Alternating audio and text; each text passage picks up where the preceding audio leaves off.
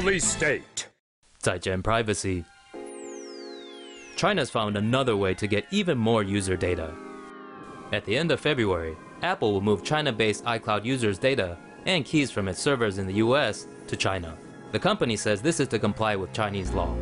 If a user's Apple device is connected to an iCloud account, it typically backs up photos, emails, messages, contacts, and other information. From the end of February, Chinese authorities will be able to issue Apple with a warrant to access this data. This only applies to users who set their home as China. Users in Hong Kong and Macau are not affected. The data will be stored on state-controlled firm Guizhou-Cloud Big Data servers. Many are concerned how this will impact China-based users' privacy. But hey, it's just China. What could go wrong? Let's not get Orwellian. There's no escaping in China.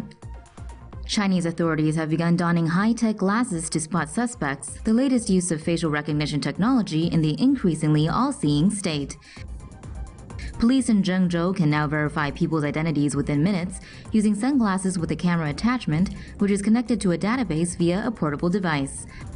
Officers who spot a suspicious person from as far as 5 meters away need only take a photo showing at least 70% of the face. The photo is run through the system, allowing officers to access information like names, ethnicity, gender, and address. It also details the hotel a person is staying at, recent internet history, and whether he is wanted for any crime. 7 suspects involved in a kidnapping and hit-and-run incidents have been arrested so far, with 26 others apprehended for using fake IDs.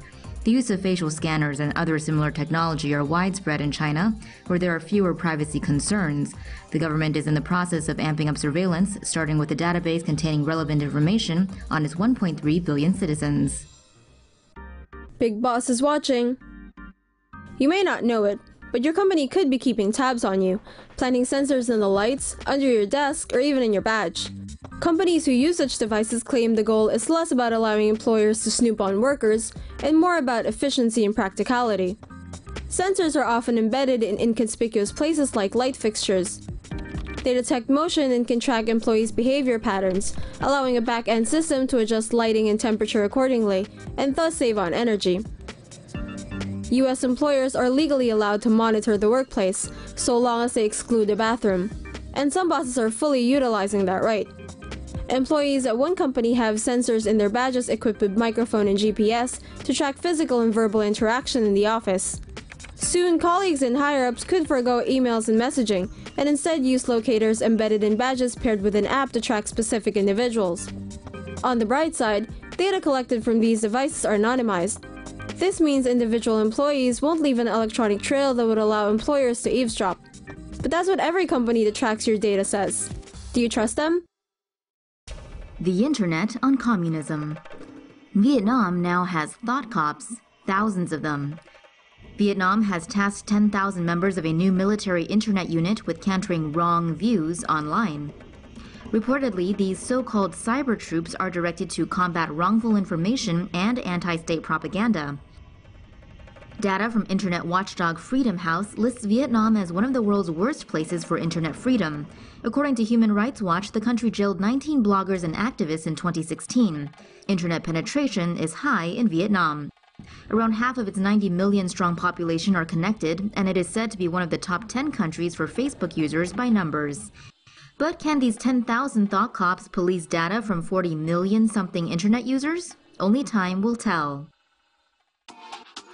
Privacy? What privacy? A Georgetown law report has found that a biometric exit program for airline passengers is improperly gathering data on Americans and violating their privacy. The Department of Homeland Security has installed facial scanners in 9 international airports across the U.S. as part of their biometric exit program. The program is part of efforts to nab travelers who are overstaying their visas or using fraudulent documents. Passengers' faces are scanned at the boarding gate and matched to a DHS database for verification. Face scans are mandatory for foreign nationals, but U.S. citizens on international flights can opt out and have their documents manually checked. It's unclear, though, if American passengers are being informed of this option. According to Homeland Security's own data, 1 in 25 travelers are erroneously rejected by the system despite using valid credentials. The technology also reportedly had high error rates and often inaccurately identified women and African Americans.